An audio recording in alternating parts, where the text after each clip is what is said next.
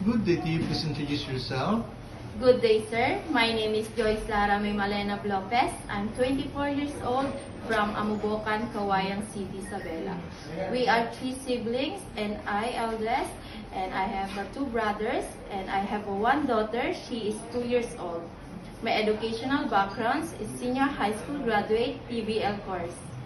Okay. Can you tell me your work experience? I work experience as a helper here in Philippines in 2 years, and also I taking care at 2 years old, and I know how to cleaning, cooking, marketing, and gardening, sir. In your previous employer, how would you take care of the children, especially when sick?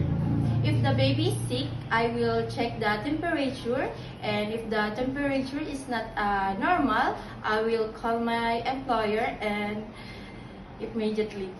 Okay. How would you describe yourself? I describe myself that I'm a hardworking and trustworthy person, sir. Okay. Do you have any tattoo? No, sir. Do you have surgery or serious sickness before? No, sir. Do you have an allergy to certain food? None, sir. Do you smoke and drink alcohol? No, sir. Why do you want to work abroad? I want to work abroad to provide financially support to my family and my daughter's needs, sir. Okay. If you get hard, who will take care of your child? My partner and my mother's-in-law, sir. Okay. If you're homesick, what would you do? If I'm homesick, sir, I will focus my work and I remind myself that I need this job, sir. What time do you usually sleep and wake up when you were working? I usually sleep in the evening at 10 p.m. if my work is done, and also I waking up 5 a.m. in the morning, sir. Are you the one who do the cooking and marketing at home? Yes, sir. Sometimes kids are so proactive and they tend to be out of control. How would you control your temper? I'll be more patient, sir, and calmer, sir. Do you accept no day off but to be paid instead by your employer? Yes, sir. When you visited the parents, relatives, and friends of your employer, will you help and do the housework there? Yes, sir. Can you promise not to lend money in Hong Kong? Yes, sir.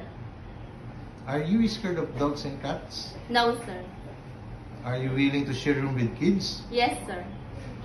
Do you promise not to use cell phone during working hours? Yes, sir. Do you promise to finish your contract? Yes, sir, I will. Can you cook Chinese food? No, sir, but I'm willing to learn. Can you sing a nursery song? Yes, sir.